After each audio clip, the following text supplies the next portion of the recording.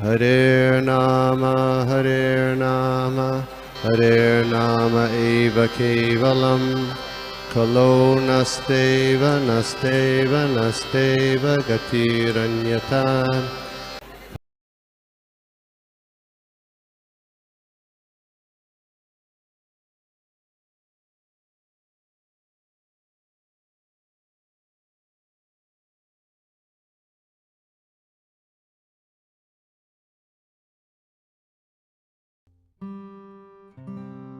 Om Namo Bhagavate Vasudevaya. Om Namo Bhagavate Vasudevaya. Om Namo Bhagavate Vasudevaya. Narayanam Namaskrityam Naram Chaiva Narottamam Devim Sarasatim Vyasam Tato Jayamudirayet Nashtaprayeshu Bhadreshu Nityam Bhagavata Sevaya Bhagavati Uttama Shloke Bhaktir Bhavati Naishtiki.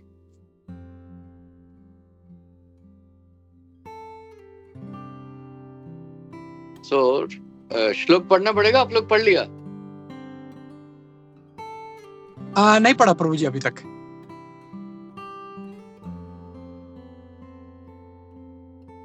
Reading from Srimad Bhagavatam, 3rd canto, 21 chapter, 45, 46, 47.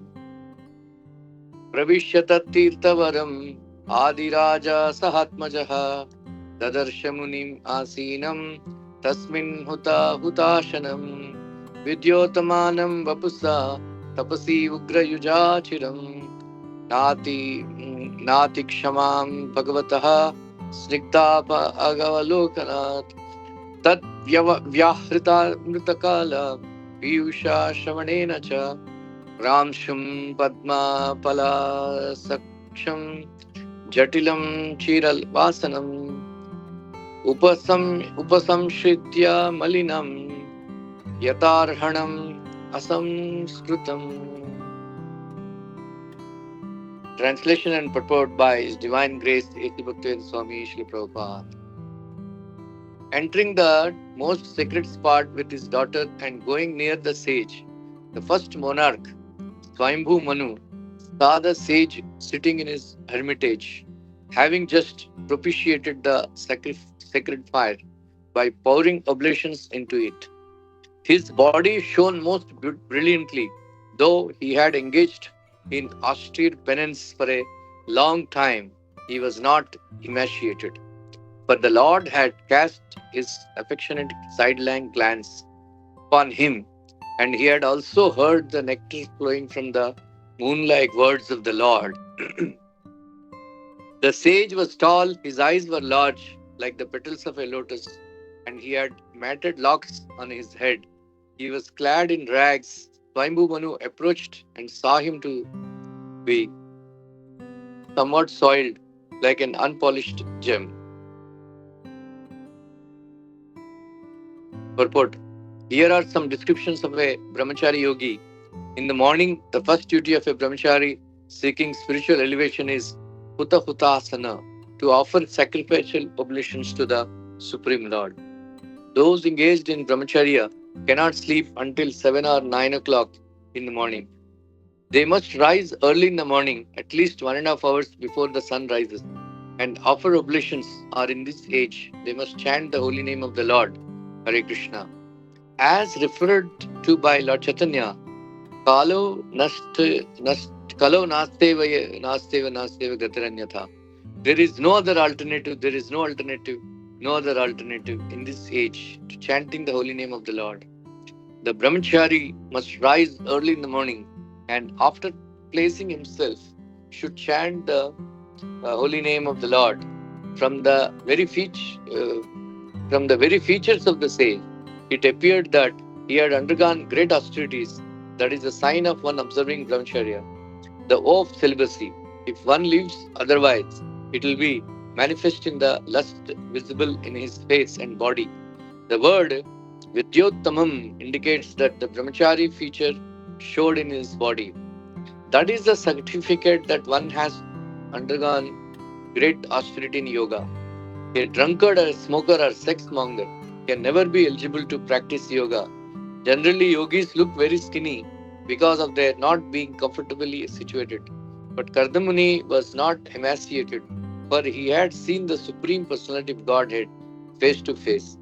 Here the word Shnigdha Pangava Lokanath means that he was fortunate enough to see the Supreme Lord face to face. He looked healthy because he had directly received the nectarian sound vibrations from the lotus lips of the Personality of Godhead. Similarly, one who hears the transcendent sound vibration of the holy name of the Lord, Hare Krishna, also improves in health. We have actually seen that many brahmacharis and grahasthas connected with the International Society for Krishna Consciousness have improved in health, and the luster has come to their faces. It is essential that brahmachari engaged in spiritual advancement look very healthy and lustrous. The comparison of the sage to an unpolished gem is very appropriate. Even if the gem just takes the lust taken from a mine looks unpolished, the luster of the gem cannot be stopped. Similarly, although Kardama was not properly dressed and his body was not properly cleansed, his overall appearance was gem-like. Om Jnanatimrindasya Jnananjana Salakaya Chakshurunmilitam Yena Tasmai Shri Gurave Namaha. Jai Shri Krishna Chaitanya Prabhu Nityananda Shri Advaita Gadadhara Shivasadi Gaura Bhakta Vrinda.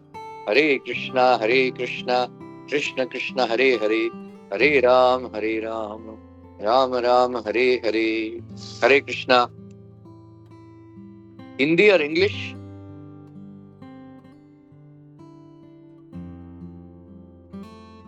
Hindi प्रभु। ठीक है। अभी तक जो कथा सुने थे आप लोग, कुछ मेन पॉइंट्स बताइए। कर्दमुनि का स्टोरी बहुत ही रोमांचक है। तीसरा स्कंद भागवतम में आप कितना समझा मैं जानना चाहता हूँ। एक पॉइंट बताइए एक। Yeah, I request everybody to start speaking. एक तो थे प्रभु जी कि हमने देखा कि कर्दम मुनि 10,000 वर्षों तक उन्होंने तपस्या किया था। हरे कृष्णा। और दूसरा एनीबडी?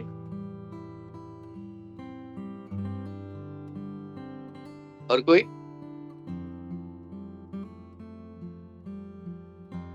जी प्रभु जी, कर्दम मुनि जब तपस्या उनकी पूर्ण हुई तो उन्होंने अपने लिए अच्छी पत्नी ढूंढने के लिए भगवान को कहा कि मुझे तुरंत उन्होंने मोक्ष नहीं मांगा, पत्नी के लिए कहा था।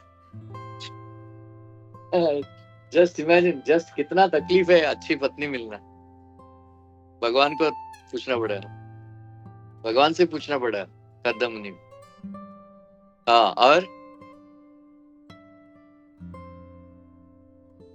और कोई? को भगवान का दर्शन हुआ था।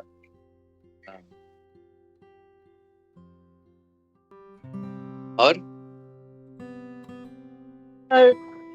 उसके बाद फिर उन्होंने इच्छा की मेरा जब विवाह हो जाएगा अच्छी पत्नी, उसके बाद मुझे आपके धाम में भी आना है। ये कर्दम मुनि ने इच्छा की। अच्छा, स्पिरिचुअल लाइफ में बहुत याद रखना पड़ता है। हम जो सुने थे हमारे इस्कॉन में यही प्रॉब्लम है। श्रवणम, मननम, निधिध्यासनम, ये तीनों हमको करना चाहिए। श्रवणम सुनना और मननम मीन्स वापस रिकलेक्ट करने को, निधिध्यासनम मीन्स मेडिटेशन। ये सब करने से हमको स्मृति बहुत ही इम्पोर्टेंट है। मैं बहुत दिन के बाद मैं कर्दम मुनि का स्टोरी बहुत दिन हो गया पढ़ा नहीं, लेकिन जो चीज मुझे याद है मैं आपको बताऊंगा। मेरी सेलिएंट पॉइंट्स पहला, फिर उसके बाद क्लास के एक बात है, अकामा सर्वकामा मोक्षकाम उदारति तीव्रेण भक्ति योगेन यजेत पुरुषं परम। सो अकामा सर्वकामा मोक्ष कामा, कोई भी इच्छा हो, कोई भी इच्छा हो, प्रभुपाद जी बोलते हैं भगवान से पूछो, भगवान से पूछो। वैदिक ट्रेडिशन है, वैदिक ट्रेडिशन है, जैसे इन जनरल जो देता है वो सुपीरियर पोजीशन में रहता है, लेकिन वैदिक ट्रेडिशन भगवान ने इंट्रोड्यूस किए थे कि जो लेता है वो सुपीरियर है वैदिक ट्रेडिशन में। इसलिए भगवान बोल रहे हैं, जैसा कि 3 श्लोक है ना, चतुर्विधा भजन्ते मां जना सुकृतिनो अर्जुन, आर्तो जिज्ञासुरर्थार्थी ज्ञानी च भरतर्षभ।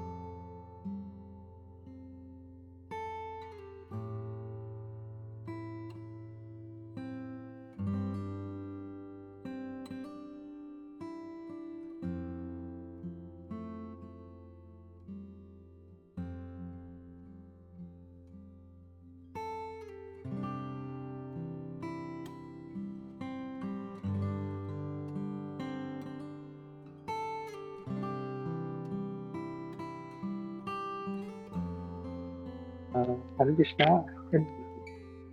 Anybody here, Prabhuji?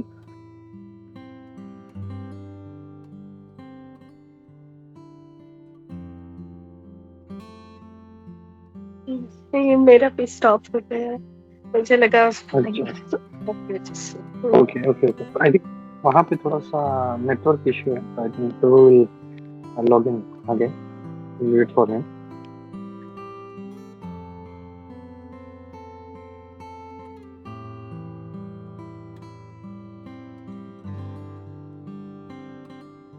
प्रभु जी आए फिर से।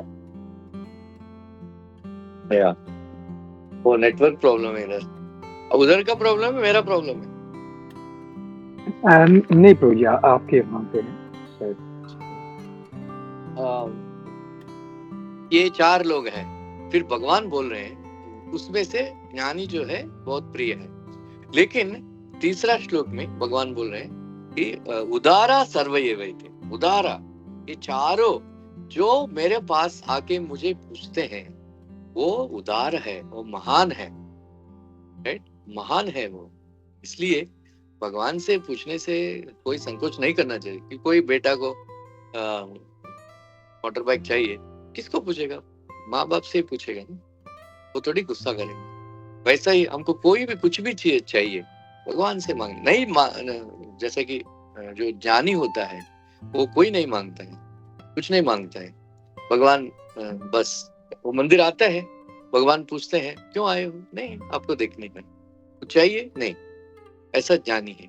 लेकिन ज्ञानी जो है, लेकिन जो पूछता है और भगवान से लेता है, भगवान बोल रहे हैं कि वो उदार है, ग्रेट मैन।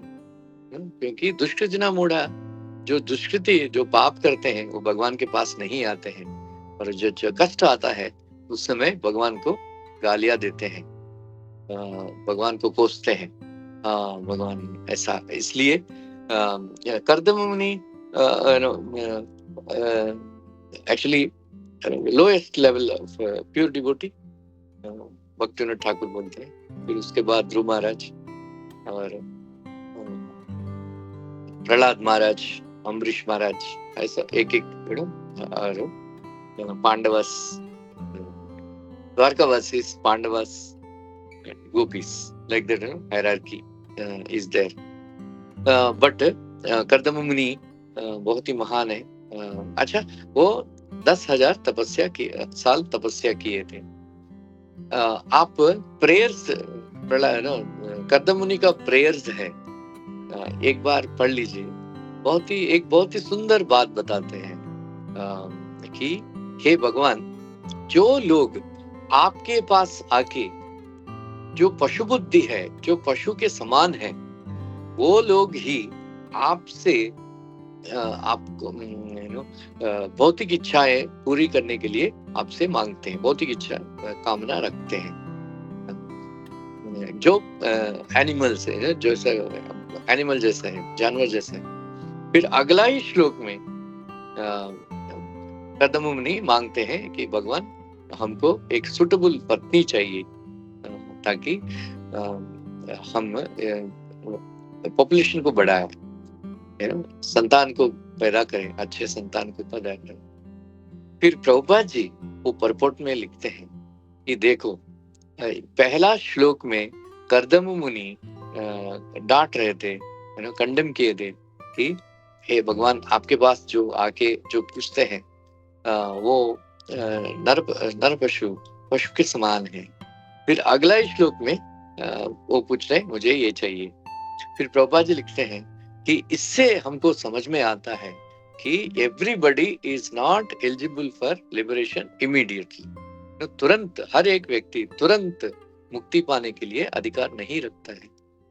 तब तक जब संसार में रहना पड़ता है, भगवान के इच्छा के अनुसार, भगवान के आज्ञा के अनुसार हमको हमारा जीवन बिताना चाहिए। ये कर्दम मुनि का स्टोरी से हमको विदित होता है। और जब कर्दम मुनि, आप लोग ये बात कैसा भूल गया मालूम नहीं, कर्दम मुनि जब तपस्या किए थे बहुत ही पतले हो गए। फिर जब भगवान आए थे, तपस्या करके बहुत सूख गए थे, इसलिए उनको हालत देख के, स्थिति देख के भगवान को आंसू से, भगवान के आंखों से आंसू निकल पड़े, है ना। वही बिंदु सरोवर बन गया। प्रभुपाद जी परपट में लिखते हैं कि बिंदु सरोवर में स्नान करने से सब लोग शुद्ध हो जाते हैं, और बिंदु सरोवर में नहाने से स्टमक एलिमेंट्स चले जाते हैं। ये सब प्रभुपाद जी लिखे थे। इसलिए ये प्रेम है भगवान को अपने भक्तों के साथ, इतना प्रेम रहता है। अरे मेरे लिए इतना तपस्या किया है ऐसा। जब भगवान सिंहदेव आए थे, स्वपाद मूलम पतितम तमर्पकम विलोक देव कृपया परिप्लुतम, भगवान नरसिंहदेव, जब प्रहलाद महाराज भगवान नरसिंहदेव के चरण के ऊपर गिर पड़े, जब टच हुआ, फिर भगवान नरसिंहदेव को देव कृपया परिप्लुतः, बहुत ही आनंदित हो गए भगवान नरसिंहदेव, और अपने गोद में बिठाए थे और सहला रहे थे प्रहलाद महाराज का फेस को, बाल को। प्रहलाद फिर अब उनके सिर के ऊपर अपने अभय हस्त रखे थे। फिर प्रहलाद महाराज से पूछ रहे थे, प्रहलाद तुम ठीक हो ना? फिर उसको डर भी लग रहा था।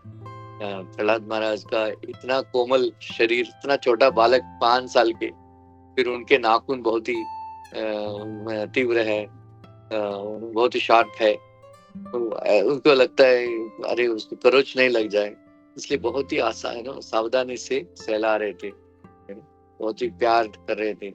प्रहलाद तो पूछ रहे थे, प्रहलाद मैं देर नहीं किया ना? तुमको ज्यादा कष्ट नहीं हुआ ना? देर नहीं किया ना? मैं जल्दी आ गया ना? अभी चिंता मत करो। फिर ऐसा भगवान अपने भक्तों से इतना प्रेम करते हैं। ये हम भगवान ये नहीं सोच रहे थे अरे कर्दम मुनि इतना तपस्या किया और उसके बाद एक पत्नी के लिए मेरे को इतना तपस्या किया, ऐसा परिहास नहीं किए थे भगवान।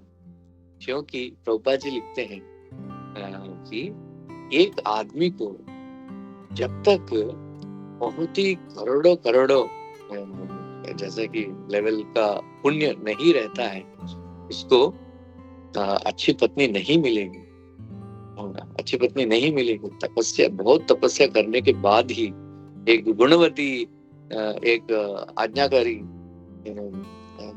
ऐसा गुणवती पत्नी मिलेगी। ऐसा नहीं तो एक लड़की पूछ रही थी, एक लड़का को मिलने के लिए गया, फिर लड़का पूछ रहा था, आपके पास ब्लू ड्रम नहीं है ना, आपके पास ऐसा पूछना, फ्लैट है, घर है, ऐसा है। फिर लड़की पूछ रही थी, ऐसा कैसा पूछ रहे हो, तो ब्लू ड्रम क्यों, हमारे पास फ्लैट है, टैंक है, नहीं ऐसा। फिर ऐसा क्यों, क्योंकि वो पूछ रहे थे कि वो पूछ रहा था कि वो आदमी पूछ रहा था क्योंकि अभी अभी कुछ न्यूज़ आया था कि एक औरत और उसका बॉयफ्रेंड, पति आए थे ड्यूटी से, उसको मार के एक ब्लू ड्रम में डाल दिया, ऐसा। फिर वो लड़की पूछते, आपके पास बड़ा फ्रिज नहीं है ना, क्योंकि कुछ एक साल पहले एक आदमी मुसलमान ने एक लड़की, अपना गर्लफ्रेंड को टुकड़े टुकड़े करके फ्रिज में रखा था। ऐसा होता है, ऐसा पत्नियां मिलती है, ऐसा बहुत सारे केसेस हैं। पत्नी और बॉयफ्रेंड मिलके पति को मार देना, और पति और गर्लफ्रेंड मिलके पत्नी को मार देना, या इन-लॉस बहू को मार देते हैं। ये सब बहुत ही भयानक चीज है संसार में। लेकिन जो व्यक्ति को अनुकूलवती गुणवती पत्नी मिला, इसका मतलब बहुत ही पुण्य किया है पिछले जन्म में, इसलिए ऐसा पत्नी मिलती है। इसलिए प्रभुपाद जी बोलते हैं ऐसा पत्नी मिला। प्रभुपाद जी बोला गुरुदास प्रभु को, आपका वाइफ यमुना माता जी बहुत ही एडवांस डिवोटी है, तुमको संन्यास लेने का जरूरत नहीं है, ऐसा बहुत ही प्रभुपाद जी ऐसा। फिर गौर किशोर दास बाबा जी महाराज, आप लोग श्रद्धा से सुनिएगा। गौर किशोर दास बाबा जी महाराज बोलते थे कि जो व्यक्ति को डिवोटी पत्नी मिला वक्त, फिर वो बहुत ही भाग्यवान है। संसार में डिवोटी पत्नी, डिवोटी बहुत ही कम है, क्योंकि स्त्रियों को ज्यादा इंटरेस्ट रहता है इंद्रिय तृप्ति करने के लिए, फिर वो सब कुछ छोड़ के भक्ति करने को आ जाएगी, बहुत ही रेयर है ऐसा स्त्री। फिर इसलिए गौर किशोर दास बाबा जी महाराज बोलते हैं कि ऐसा डिवोटी पत्नी को तुम करके संबोधित नहीं करना चाहिए, आप करके मर्यादा देना चाहिए करके गौर किशोर दास महाराज बोलते थे। वैसा ही इसलिए दो चीज है, भगवान के पास जाके पूछना नहीं, मांगना नहीं चाहिए, लेकिन तुमको चाहिए कुछ, बहुत ही इच्छा है, मन शांत नहीं हो रहा है, फिर पूछना है तो भगवान से ही पूछना। क्योंकि चित्रकेतु महाराज छठवां स्कंद भागवतम में दो सुंदर श्लोक बोलते हैं, मैं कोट करता हूँ। एक है विषय तृषा नरपशवः यद उपास्ते विभूतिना ना परम त्वाम तेषाम आशीष ईशा, तेषाम आशीष ईशा यद अनुविनश्यन्ति यथा राजकुलम। और दूसरा श्लोक है कामधीयस तद रचितायः ना परम रोहन्ति यथा कराम्बु बीजः ज्ञानात्मने अगुणमयी गुणो गणस्थ द्वंद्व जालानी। बहुत ही सुंदर श्लोक है, छठवां स्कंद भागवतम, मेरे ख्याल से 17 अध्याय। Chitraketu meets the Lord, there are very beautiful prayers, आप किसी को सीखना है तो सीख सकते हैं।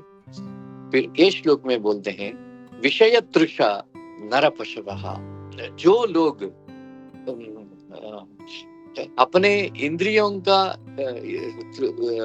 तृप्ति करने के लिए, जो भौतिक कामनाएं पूरी करने के लिए जो देवता लोगों को पूजा करते हैं, वो नरपशवः, इज ए ह्यूमन एनिमल, जानवर के समान में।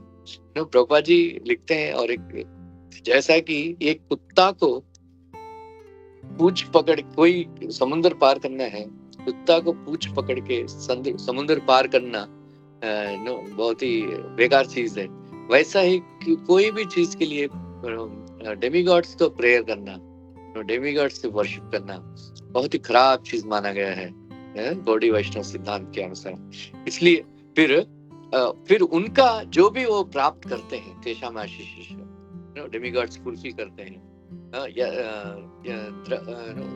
यथा अनुविनश्यन्ति यथा राजकुलम। जब एक राजा को अपने राज्य चला जाता है, फिर उसका राज्य पदवी और नोबिलिटी, प्रभुपाद जी बोलते हैं, नोबिलिटी भी चला जाता है, वैसा ही वेरी नाइस।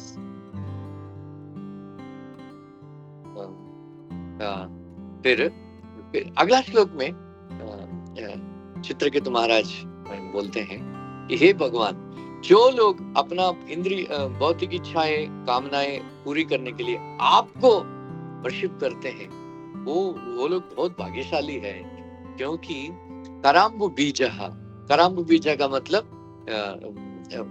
फ्राइड सीड, जो जला हुआ बीज है, और एक वृक्ष को उत्पन्न नहीं करता है। वैसा ही जो लोग आपके पास आते हैं, फिर आप उनका इच्छा पूरी करते हैं, फिर वापस कभी नहीं आएगा, वो पूछेगा, आप ऐसा इच्छा पूरी करते हैं, वापस नहीं पूछेगा, और उनको इतना प्यूरिफाई हो जाएगा, फिर आप मुक्ति दे देंगे। ऐसा बहुत ही सुंदर दोनों श्लोक है। इसलिए दोनों चीज है, जैसा कि ध्रुव महाराज अगला स्कंद में आप सुनेंगे, ध्रुव महाराज को ब्रह्मा जी से बढ़कर राज्य चाहिए था, फिर भगवान विष्णु दिए थे, भगवान विष्णु का दर्शन हुआ था, भगवान विष्णु दिए थे, लेकिन भगवान ध्रुव महाराज को आज्ञा दिया गया है, आज्ञा दिया गया है कि भगवान विष्णु बोला तुमको 36,000 साल अपने बाप का राज्य पालन करना पड़ेगा। फिर ध्रुव महाराज बहुत ही दुखी हो गए थे, बोलते मुझे नहीं चाहिए, काचन विचिन्वन अपि दिव्य रत्नम स्वामिन कृतार्थोस्मि न वरम याचे। मैं ब्रोकन ग्लास पीसेस के लिए, टूटा हुआ ग्लास पीसेस के लिए मैं देख रहा था, लेकिन आप मिला है एक दिव्य रत्न, अभी मैं सेटिस्फाइड हूँ, मुझे और कुछ नहीं चाहिए। लेकिन भगवान, ये विष्णु पुराण में लिखा है, भगवान विष्णु ने उनसे कहा कि लोग क्या सोचेंगे, ध्रुव 5 साल का लड़का इतना कठोर तपस्या करके भगवान को प्रसन्न किया, लेकिन उसका इच्छा ये पूरी नहीं किया, क्योंकि उसका बाप का राज्य चाहिए था और ब्रह्मा जी से बढ़कर राज्य चाहिए था। फिर इसलिए दोनों पूरी किए भगवान। बोलता है हे ध्रुव, एक्चुअली तुम पिछले जन्म, फिर भगवान विष्णु ने उनका पिछले जन्म का स्टोरी बता दें कि तुम एक ब्राह्मण का लड़का था तुम पिछले जन्म में, और बहुत भक्ति किया तुमने, ऑलमोस्ट हो गया भक्ति, लेकिन तुमको एक फ्रेंड था, वो राजकुमार था। जब भी तुम अपना फ्रेंड मित्र राजकुमार से मिलने के लिए जाते थे, उस समय तुम्हारा मन में इच्छा होती थी कि मुझे भी ऐसा पैलेस होना चाहिए, मुझे भी राज्य करेंगे तो इतना अच्छा होगा, ऐसा करके उसको इच्छा रह गई। इसलिए भगवान विष्णु उसको रिमाइंड किया कि देखो तुम्हारा इच्छा है राज्य करने का वगैरह पिछले जन्म का, इसलिए मैं तुम्हारा इच्छा पूरी कर रहा हूँ, फिर उसके बाद तुम मेरे पास आओगे। इसलिए, लेकिन ध्रुव महाराज बहुत ही दुखी हो गए थे, अरे ऐसा इच्छा क्यों रखा है मैंने।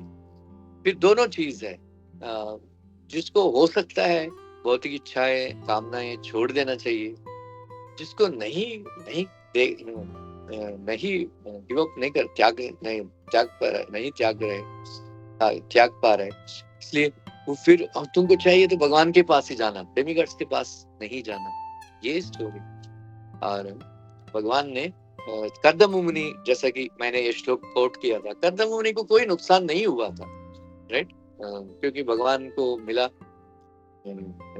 भगवान का दर्शन मिला, और मनु महाराज का बेटी पत्नी के रूप में मिली, और फिर उसके बाद कपिल भगवान उसका पुत्र से जन्म लिया, और उसके बाद उन्होंने मुक्ति पा लिया, सब एंजॉय भी किया, मुक्ति भी पा ली। ये भगवान की कृपा है। हम डिसाइड कर सकते हैं क्या चाहिए हमको, आपके ऊपर डिपेंड है।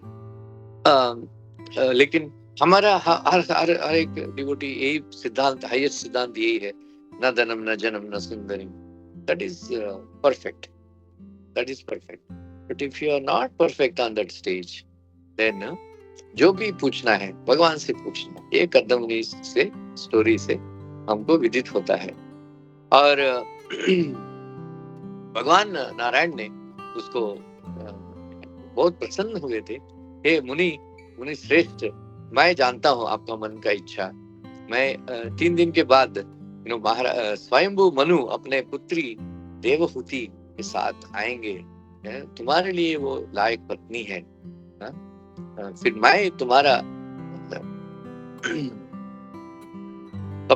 भगवान कपिल के रूप में मैं आके तुमको पिताजी के रूप में स्वीकार करूंगा, देवहूति के गर्भ में मैं जन्म लूंगा। ऐसा करके उनको वर दिए थे, एकदम परफेक्ट है कृष्ण कॉन्शियसनेस। प्रभुपाद जी लिखते हैं, देवहूति मोस्ट फॉर्चुनेट लेडी, पिता भगवान के इनकारनेशन है, पार्शियल इनकारनेशन है, और पति योगेश्वर है, बहुत ही महान डिवोटी है, और पुत्र भगवान है, बहुत ही आइडियल परफेक्ट कॉम्बिनेशन।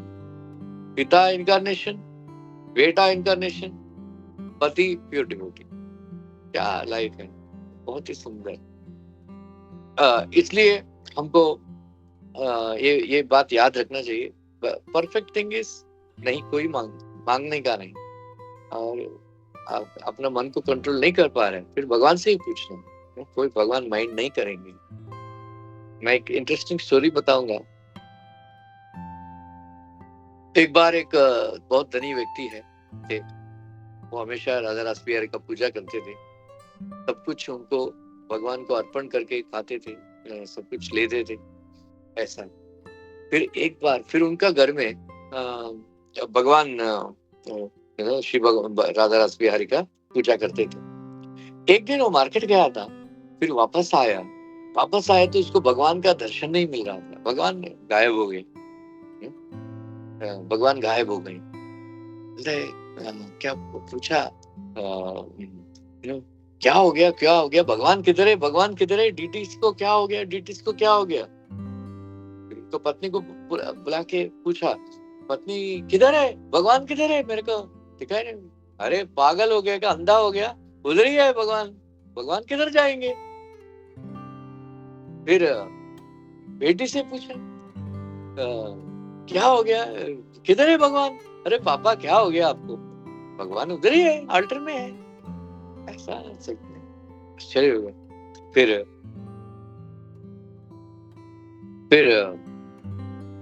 ऐसा लगता है मैंने कुछ अपराध किया है, इसलिए भगवान दर्शन नहीं दे रहा। उन्होंने सोचा था मैं नदी में डूब के मर जाऊंगा, पता नहीं कौन सा अपराध किया है, ऐसा वैसा। फिर बाद में फिर जा रहा था, फिर नदी के तट में एक कुष्ठ रोगी लेपर मिला था। बोला, हे भगवान, हे प्रभु जी, आप महान भक्त है, मैं इतना सफरिंग कर रहा हूँ, आप अपना भगवान से प्रार्थना करो कि आपका थोड़ा सा भक्ति हमको दे, ताकि भक्ति का फल हमको मिले, कम से कम एक दिन का भक्ति का फल मुझे मिले। फिर मैंने सोचा, अरे मेरा हालत खराब है, मैं भगवान दर्शन देना बंद कर दिया, ऐसा। नहीं, आप महान भक्त है, हम ये पीड़ा से मुक्त कीजिए। फिर उन्होंने प्रार्थना किया, मैं असली में कोई भक्ति किया तो कम से कम एक दिन का भक्ति का फल इनको दे देना भगवान, और ये ठीक हो जाए। फिर ऐसा कहते ही वो ठीक हो गया था। फिर उन्हें लगा, अरे ये तो भगवान मेरे साथ प्रसन्न है, मेरे को क्या तो मेरे कुछ लगता है मैंने कुछ अपराध नहीं किया, क्यों मरूं, ऐसा करके अपना सुसाइड प्लान बंद कर दिया और वापस आ गए। फिर भगवान ये क्या लीला है आपका। फिर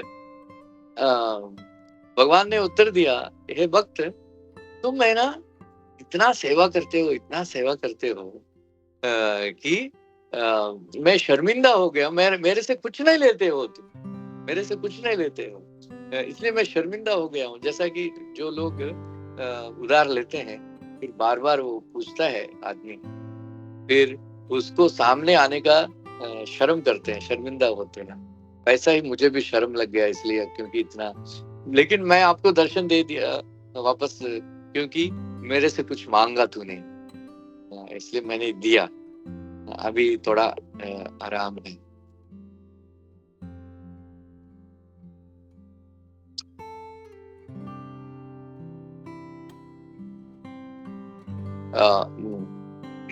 मेरा मेरा आराम है, ऐसा करके ऐसा भगवान बहुत ही प्रसन्न हो जाते हैं।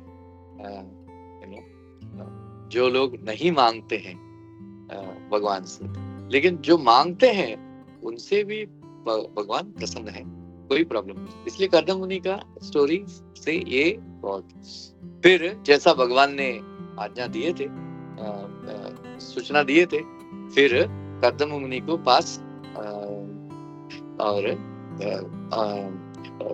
स्वयंभू मनु अपना पुत्री को लेके आए थे। फिर इधर ये श्लोक में कर्दम मुनि के बारे में वर्णन है। प्रभुपाद जी बोलते हैं कि जो भक्ति करता है वो हमेशा आनंद में रहना चाहिए, आनंद में रहता है, आनंद में रहना चाहिए।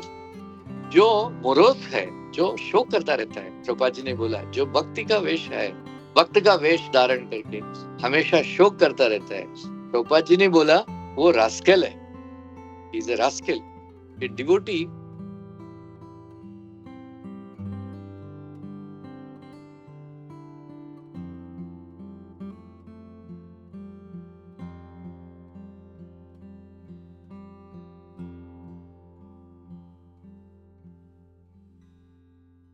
डिवोटी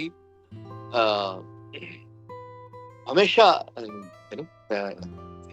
एफ्लिजेंट होना चाहिए, एफ्लिजेंट, तेजस्वी, तेजस्वी होना चाहिए, क्योंकि उनका मन में इतना सारा लस्टी डिजायर्स नहीं होते, काम वासना कम होता है। जो व्यक्ति भगवान के बारे में चिंतन करता रहता है, फिर उसका मुख एकदम तेज निकलता रहता है उसमें मुख से, क्योंकि चिंतन, भगवान बहुत तेजस्वी है। फिर आप भगवान को मन में रखेंगे, फिर आप भी तेजस्वी बन जाएंगे, शांत हो जाएंगे, मुस्कुराते रहेंगे। वो लक्षण है, एक डिवोटी का लक्षण है। जो भगवान में लक्षण, जो कैरेक्टर्स है, कैरेक्टरिस्टिक्स है, क्वालिटीज है, हम में भी आ जाते हैं। वैसा यस्यास्ति भक्तिर् भगवती अकिंचना सर्वैर् गुणैर् तत्र समासते सुरा हराव भक्तस्य कुतो महद्गुणा मनोरथे नास्ति धावतो बहिः।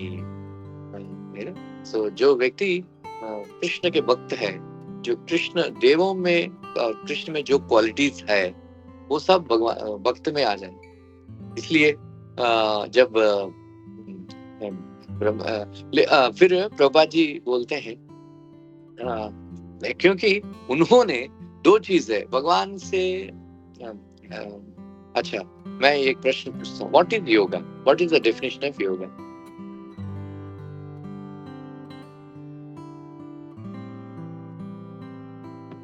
प्रभु जी, भगवान से जुड़ना, कनेक्टिंग विद द सुप्रीम। और कोई डेफिनेशन है?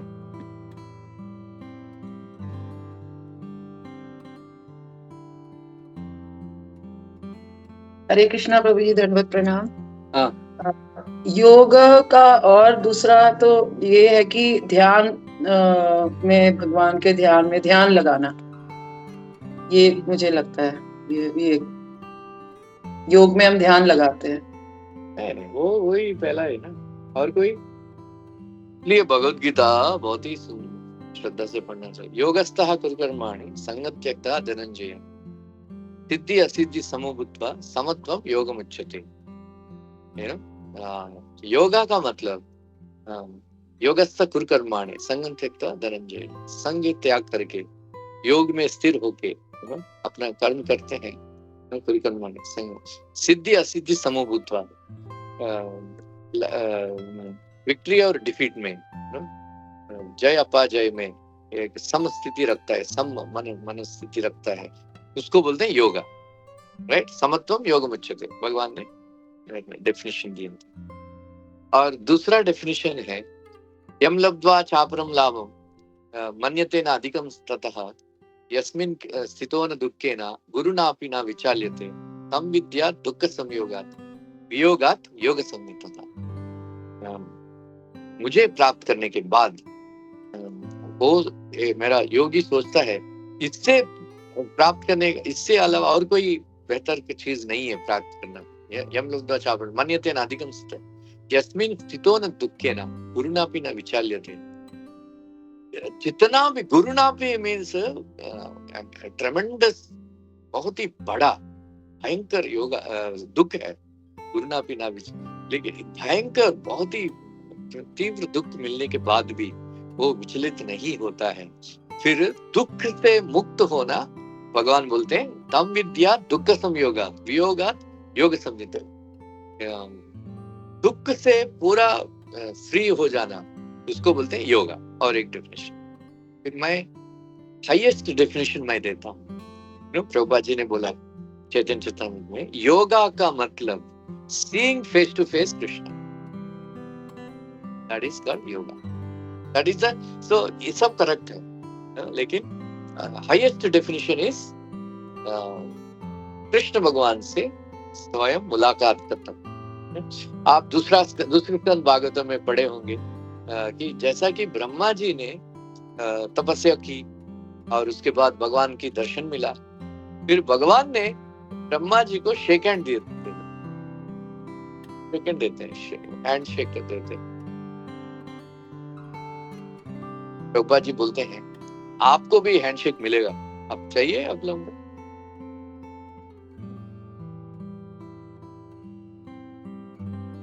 अपने से कितने लोग भगवान का हैंडशेक, ये हैंडशेक क्या वेस्टर्न कॉन्सेप्ट नहीं है, इंडिया में भी है, कितने लोग चाहते हैं?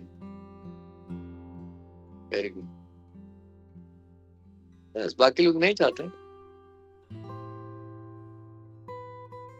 या फिर ब्रह्मा जी का, प्रभुपाद जी बोलते हैं ब्रह्मा जी का फुटस्टेप्स में फॉलो करना पड़ेगा। ब्रह्मा जी ने डिवोशनल ऑस्टेरिटी से किए थे, बाकी हिरण्यकशिपु जैसा कठोर तपस्या नहीं किए थे Brahma ji.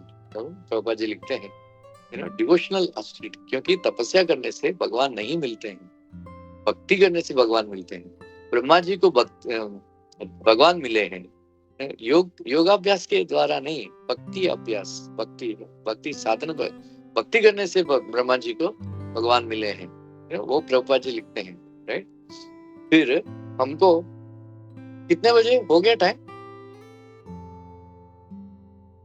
No problem, you can continue. भगवान सो कर्दम मुनि को हाईएस्ट परफेक्शन, क्योंकि फेस टू फेस मिला और उनके बात भी सुने सुंदर आवाज से। जैसा कि हमेशा भगवान दर्शन नहीं देते हैं सबको, जैसे कि ब्रह्मा जी, भगवान शंकर, इंद्र, चंद्र, सूर्य, अश्विनी कुमारस, भूदेवी, सब लोग जाके भगवान से प्रार्थना की समुद्र के तट पर, लेकिन भगवान ने दर्शन नहीं दिए थे, भगवान दर्शन नहीं दिए थे, उसको आवाज ही सुनाई पड़ा। लेकिन प्रभुपाद जी बोलते हैं भगवान की आवाज में और भगवान की रूप दर्शन में कोई अंतर नहीं है। वैसा ही जब हिरण्यकशिपु का हाथों में बहुत ही दुख भोग रहे थे, बहुत ही पीड़ा दे रहे थे, बहुत पीड़ित, हिरण्यकशिपु के हाथों में पीड़ित देवताएं भगवान से जाके प्रार्थना किए थे, राइट। ये बात याद रखना, भगवान आसानी से नहीं मिलेंगे, इतना आसानी से नहीं मिलेंगे। तस्यै नमोस्तु कास्तायै यत्र आत्मा हरिरीश्वरः, यत्र आत्मा हरिरीश्वरः यद्गत्वा न निवर्तन्ते शान्तः सन्यासिनः अमलः इति ते सर्वात्म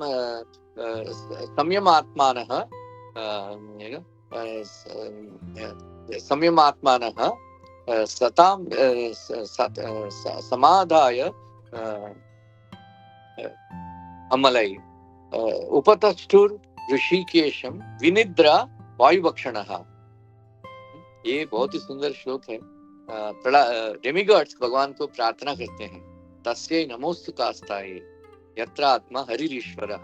सो प्रभुपाद जी लिखते हैं, सो ये जो सारे डेमिगॉड्स जाके प्रेयर करते हैं, विनिद्रा वायुभक्षणा, अपने मन को सारे मल से दूर करके खाना सोना ये सब छोड़ के वायु भक्षणा मीन्स सिर्फ वायु का भक्षण, ब्रीथिंग कर रहे थे बस। फिर सोना वगैरह छोड़ दिया और बहुत ही श्रद्धा से तीव्र रूप से भक्ति में प्रेयर्स ऑफर किया। तो फिर उस टाइम भी भगवान ने दर्शन नहीं दिए थे। फिर आवाज सुनाई पड़ी, आप चिंता मत करो, मैं जानता हूँ। जब दैत्येश्वर जब अपने पुत्र प्रहलाद को ताड़न करता है, फिर उस समय मैं आके उसको वध करूंगा, तब तक मामा दर्शन में भूताना, मेरा चैंटिंग एंड डांस कीर्तन श्रवण कीर्तन करो मेरा नाम का, ऐसा करके आज्ञा देके चले जाते हैं। लेकिन कर्दम मुनि का केस में भगवान दोनों दिए थे, अपना रूप दर्शन और ये आवाज। इसके वजह से तपस्या करने के बाद भी, इतने साल तपस्या करने के बाद भी कर्दम मुनि बहुत पहले सूखा पड़ा था, लेकिन बहुत ही सूख गए थे तपस्या। लेकिन जब भगवान का नजर पड़ा और भगवान का बातें सुने, फिर एकदम तंदुरुस्त हो गए। इसी बीच में प्रभुपाद जी बोलते हैं कि हमको हर दिन आके भगवान को दर्शन लेना चाहिए और हमारा मुख देके ना हमारा हाजिरी लगाना चाहिए तो भगवान के सामने। जब हम भगवान के सामने आते हैं, भगवान हमको देखते हैं, फिर हमारा शरीर शुद्ध हो जाता है, सारे पाप मिट जाते हैं, इसलिए हम बहुत ही आनंद में रह सकते हैं। इसलिए जो लोग मंदिर के पास रहते हैं, हर दिन आके दर्शन लेना चाहिए। प्रभुपाद जी बोलते हैं एक परपट में लिखते हैं कि लोग सोचते हैं जब भगवान के पास आते हैं कुछ मांगना चाहिए, लेकिन भक्त लोग out of duty, it is my duty to come and offer respectful obeisance to Krishna, ऐसा ये भावना से कि कृष्ण भगवान पूर्ण पुरुषोत्तम भगवान है, फिर मेरा कर्तव्य है मंदिर आके उनको प्रणाम करना। ऐसा कि हर टाइम आते हैं फिर कोई मांगना पड़ता है, कोई जरूरत नहीं। वो प्रभुपाद जी एक परपोर्ट में लिखते हैं।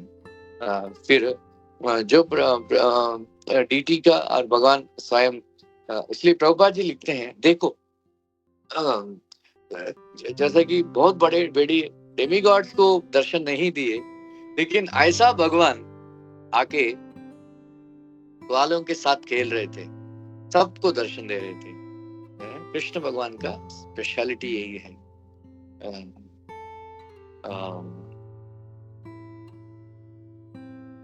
सौशील्य एंड सौलभ्यता, कृष्ण भगवान का अवतार का 4 लक्षण है, वेदांत जिसका कहते हैं। एक है भक्त वात्सल्यता, दूसरा है सौशील्यता, तीसरा है सौलभ्यता, चौथा है भगवत्तता। ये बहुत ही सुंदर यादवाभ्युदय करके किताब लिखे थे, उसमें ये मंगलाचरण श्लोक है। ये वात्सल्यता, सौशील्यता, सौलभ्यता और भगवत्तता। वात्सल्य का मतलब जैसा कि जब गाय का बछड़ा पैदा होती है, फिर उस समय गाय उसको चाटती है, क्योंकि उसका शरीर के बच्चे के शरीर के ऊपर बहुत मल जम जाता है, बहुत कंटामिनेशन होता है, बहुत गंदगी रहती है। फिर उसको अपने जीवा से चाट लेती है।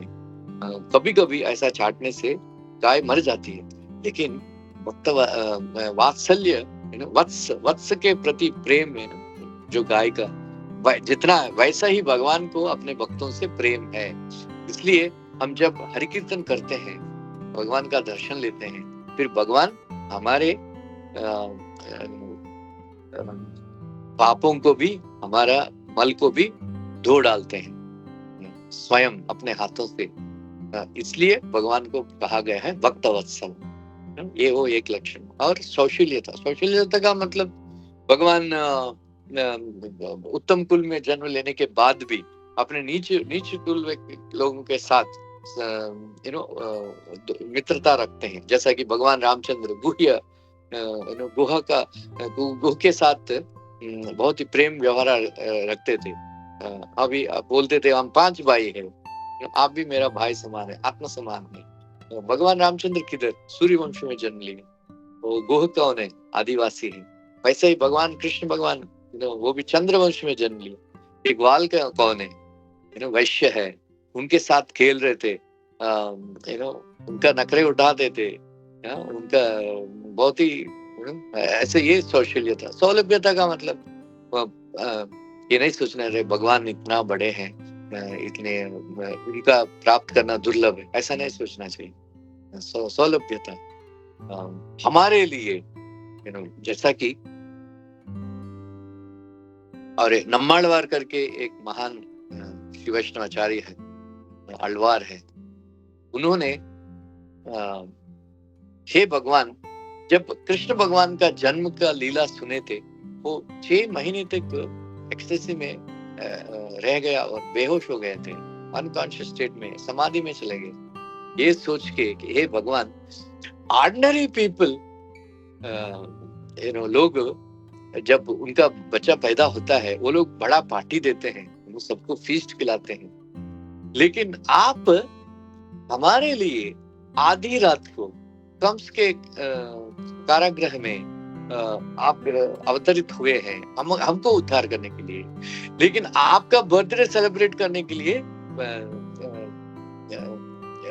वसुदेव को कोई सुविधा नहीं थी, सिर्फ अपने मन में सेलिब्रेट कर रहे थे। 10,000 गाय को दान देना, ये सब ऐसा कैसा? क्योंकि आप सौलभ्य अवतार है, क्योंकि हमको उद्धार करने के लिए कंस के कारागृह में आधी रात को आए थे, और तुरंत क्योंकि आप कंस के भवन में रह जाए, कोई ऐसे राजभवन में रह जाएंगे, फिर आपको मिलना मुश्किल है, इसलिए आप बाहर आ गए। फिर विश्वनाथ चक्र ठाकुर लिखते हैं कि जब कृष्ण के टाइम पे, जब कृष्ण भगवान, जो व्यक्ति उनके संपर्क में आए थे, जो भी कोई भी जीव, कोई भी,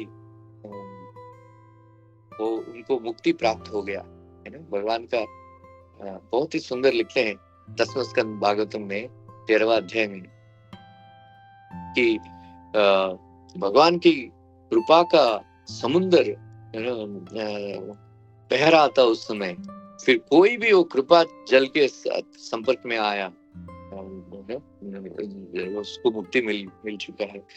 जितना कि प्रभा जी लिखते हैं कि जब कृष्ण भगवान द्वारका से हस्तिनापुर आ रहे थे, फिर रथ में बैठ के बहुत ही तेजी से रथ चला रहे थे, लेकिन बहुत सारे लाखों लोग दोनों तरफ रोड पे खड़े हैं भगवान का दर्शन के लिए। उसको एक झलक मिला, फिर भगवान भी उनको देखा, उसके वजह से वो कृपा सिद्धि, प्रभा जी बोलते हैं कृपा सिद्ध है, मतलब कृष्ण भगवान की कृपा से वो उनको सिद्धि प्राप्त हो गया। एक झलक ऐसा। फिर भगवान वैजयंती माला इसलिए पहनते हैं, 5 पुष्प होते हैं। ये 5 पुष्प कौन है? पंच महाभूत है। फिर प्रकृति का सिंबल है, फिर मेरा कंट्रोल में रहता है, इसलिए भगवत्तता। ये 4 चीज है। एक है, बोलिए फर्स्ट वन।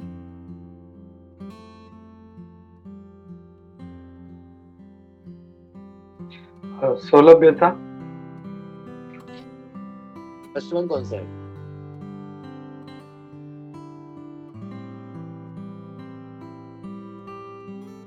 अभी भी बताया, भूल गया? वात्सल्यता। हाँ, वात्सल्यता। और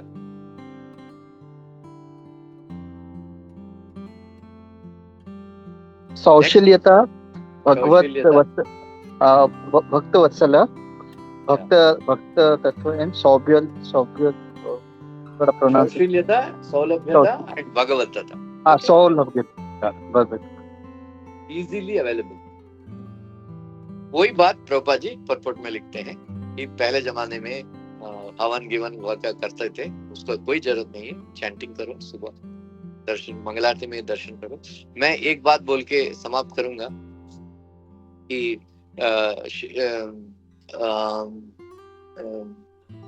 एक डिवोटी है श्री भक्ति सिद्धांत ठाकुर का, शशि शेखर और somebody। उनका भाई 10वीं स्कूल में जाता था उस समय। फिर कलकत्ता में मंदिर में हर दिन वो स्कूल जाता था वो लड़का, और आके गौड़ी मठ में जाके सो जाते थे और मंगलारती अटेंड करता था, और मंगलारती अटेंड करके वापस थोड़ा प्रसाद करके पढ़ के थोड़ा स्कूल चला जाता। फिर कुछ डिवोटी लोग प्रभुपाद जी को कंप्लेन किए थे कि ये लड़का सिर्फ आता है, सोता है इधर, ऐसा करके। फिर श्रील भक्ति सिद्धांत पूछे थे, अब क्यों रखते हो आप, क्यों? फिर उन्होंने बोला, वो लड़का ने बोला, मैं मंगलारती अटेंड करना चाहता हूँ, मंगलारती अटेंड करना चाहता हूँ। श्रील भक्ति सिद्धांत सरस्वती को बहुत ही प्रसन्न हो गए। फिर उन्होंने विश्वनाथ चक्रवर्ती का एक श्लोक कोट किए थे, जो लोग मंगलारती अटेंड करते हैं और संसार दावानला गाते हैं, संसार दावानल गाते हैं, ऐसा भक्त को राधा और कृष्ण स्वयं अपने सेवा में लगाएंगे। ये मंगलारती का महत्व है। आप लोग जिधर भी मंदिर में नजदीक रहेंगे जरूर मंगलारती अटेंड करना, नहीं है तो जाना और ऑनलाइन देखना। फिर ये ऐसा प्रभुपाद जी परपोर्ट में लिखते हैं, चैंटिंग करना सुबह सुबह, मंगलारती अटेंड करना, ऐसा ये सब करके हम भी कर्दम मुनि जैसा भगवान का दर्शन पा सकते हैं। Thank you. हरे कृष्ण।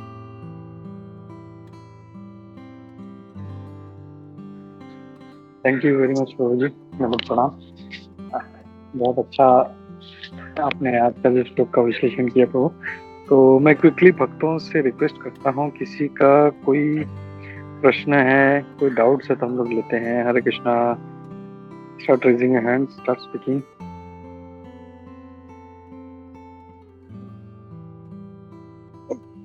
हरे कृष्ण प्रभु जी, दंडवत प्रणाम।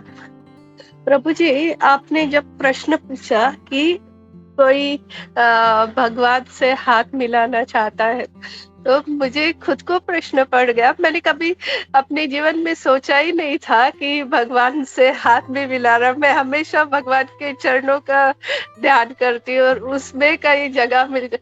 तो मुझे ये प्रश्न बहुत ऐसा लगा कि क्या, कैसे ऐसे सोच सकते हैं कि भगवान से हाथ भी मिलाना। हमको जैसे कि गुरु महाराज को सब इच्छा, पांचों इंद्रियां जागृत हो गए। भगवान को किस करना चाहते थे, भगवान को सूंघना चाहते थे, भगवान को टच करना चाहते थे, फिर भगवान का वाणी सुनना चाहते थे, भगवान को देखना चाहते थे। पांचों इंद्रियां जागृत हो गए उसका। ऐसा ही और क्या नाम है, ब्राह्मणों का पत्नी है, तो भगवान को दर्शन लिया था।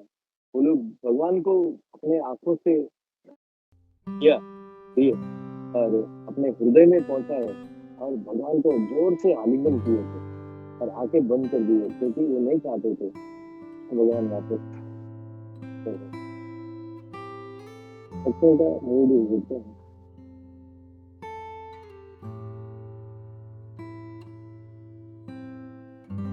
और किसी को बस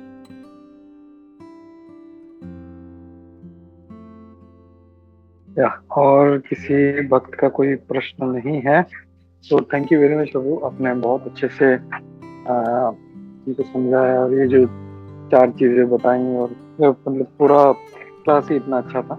तो प्रभु जी ऐसे ही आते रहिए और अपना संग देते रहिए हम लोगों को ताकि हम आपसे श्रवण कर सकें। तो धन्यवाद प्रभु जी। हरे कृष्णा, दंड प्रणाम प्रभु। वंशा कल्पतरुश्च कृपा सिंधु नाम पावनेभ्यो वैष्णवेभ्यो नमो नमः। अनंत कोटि वैष्णव पूजा, शिवपाद पूजा, स्कूल पूजा, वेदांत प्रभु जी की जय। थैंक यू प्रभु। हरे कृष्णा, दंड प्रणाम।